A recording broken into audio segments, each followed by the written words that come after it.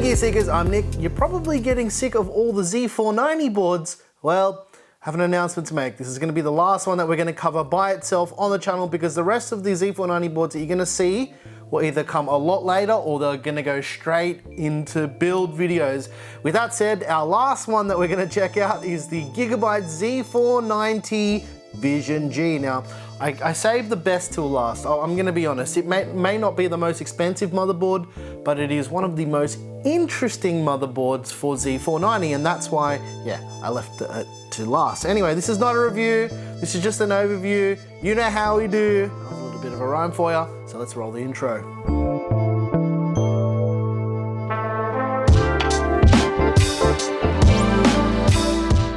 Like I mentioned in the intro, this is not a review, this is just an overview so you can get a look at what comes in the box of these brand new motherboards. And in the case of the Z490 Vision G, there's not a whole lot. And that's kind of the point of the Vision series, to really cut back and trim all of the fat. And I think I said that in the voiceover anyway. So let's listen to that voiceover and do that.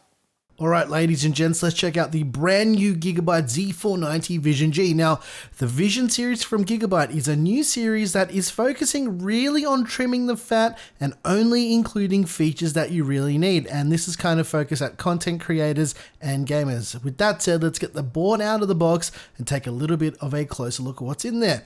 Alright, we've got the user manual. Now, this is pretty standard. This actually is an included version of the manual that will show you how to install the CPU. It'll show you where everything is in the BIOS and what everything does on the board. So if you're building with this motherboard, make sure you take a look at this and actually use this.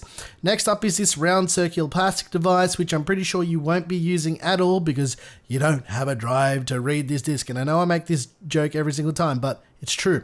And last but not least, there are two SATA or SATA cables for your 2.5-inch SSDs or your spinning rush drives. And as you can already see, there's not a lot included with this board. And as I mentioned, it's really to trim the fat and make it easy as possible. With that said, let's take a close look at the board itself and let's open this for the first time, because when I filmed this, I actually had never actually looked at the board properly. So it's time to take the tape off and unsheath the motherboard so we can take a close look at the brand new Gigabyte Z490 Vision G. Alright, are you ready? Let's do it. First up, we've got the front panel audio connector. There's a 5-volt 3-pin addressable RGB connector and a 12-volt analog RGB connector. There's also a serial port connector, which is actually quite interesting, and I do know why they included this, but I won't try and go into this right now. There's two USB 2.0 headers as well. There's the Q flash button because you can flash this motherboard without a CPU in the socket, which is actually quite handy. There's an additional PWM fan connector and the front panel connector for all your lights and all your switches and all the stuff to make your system turn on. There's also 6 SATA or SATA connectors for your 2.5-inch SSDs or your spinning rush drives. There's a Thunderbolt header, which isn't actually included. You do need to use an Alpine Ridge add-in card. There's also a USB Type-C header just a little bit further back. There's a USB 3.2 header. There's a PWM fan connector. And last but not least, on the right-hand side of the board, there's a 24-pin power connector to send all of the power to your motherboard. And if we look across the top of the board, you can see there's more addressable RGB, regular RGB, a CPU fan header, a CPU opt header. There is a big chunky heatsink that helps cool that 12-phase direct digital VRM. There's also an 8-pin EPS connector, a 4-pin EPS connector, and a PWM fan connector. But we're going to come back to that silver heatsink in a second. There's also 3 16 times sized slots. The top one is 16, the middle is by 8, and the bottom is by 4. And you'll also notice there's 2 by 1 slots in there too, which is actually quite nice if you're building a computer that uses a capture card or some type of device that requires PCIe. And because this is Z490, it does feature a passively cooled Z490 chipset, and as I've mentioned, these boards do support PCIe Gen 4, but it is dependent on the CPU. I'm going to chat about that a little bit later too. Alright, let's quickly pull off the heatsink so we can take a little bit of a closer look at the M.2 slots on this board, because this board does support PCIe Gen 4, but like I've already mentioned, it is really dependent on the CPU you use, and it's probably not going to be supported on 10th gen as far as we know, but the functionality is there because the clock generator is on the board already. And probably notice it above the top PCIe slot to your left, and there's also 3 M.2 slots in total that will support fast storage if your CPU does support it. There's a lot of debate going on about this, but I really want to clarify this. There's also a 12-phase direct VRM, which I already mentioned. It's got 2 massive heatsinks, and they all have that direct touch copper heatsink pipe connecting it all together. And if we take a closer look, the color of the heatsink is actually sliver. I suspect these misprinted boards are going to become very rare. It does feature Intel's brand new LGA 1200 socket, which is not electrically compatible with any other chips they've ever made before, and you can probably notice the cooler mounting is the same for all Intel sockets over the last 12 or so years. And if we take a little bit of a look inside of that socket, you'll notice the keys and the locating keys are towards the bottom of the socket and not at the top of the socket, so you can't accidentally put the wrong CPU in.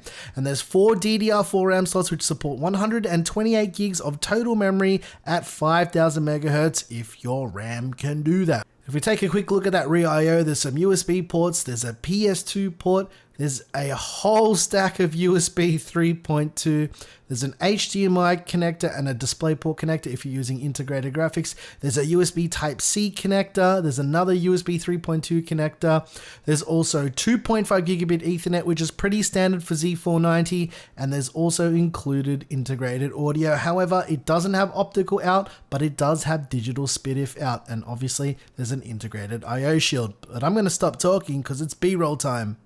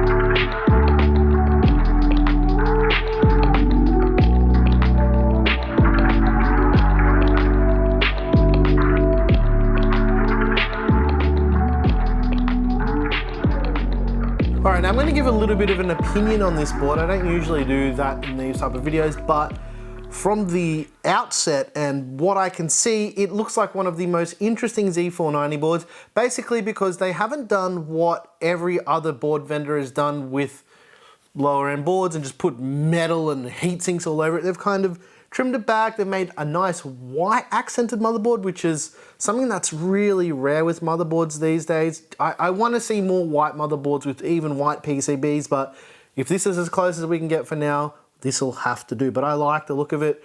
I'm fairly certain this one will probably end up in one of my personal rigs just because I like how it looks. And I've got a couple really cool ideas with it. So yeah, maybe it'll end up in a personal rig. I have a feeling it will. Anyway, guys, if you like the music, I make all the music here. You can grab it over on our Patreon. If you didn't like the video, you know what to do. Hit that dislike button twice or don't hit it at all. You know how we do. And yeah, if you want to support the channel, you can feel free to hit that join button or get early access to videos just like this one over on Floatplane. Cool. Is that it, Claire? Yeah. You sure? I guess so. You really sure? Yeah. Well, if Claire's sure, I'm your boy Nick with Gear Seekers. You peek, we seek, and yeah, the look of this board is very nice and simple. I very much like it. I would love to see this aesthetic in a TRX 40 board, which would be really nice, but you know, like limitations and science and electronics and stuff. Anyway, I'm out of here. See you guys later.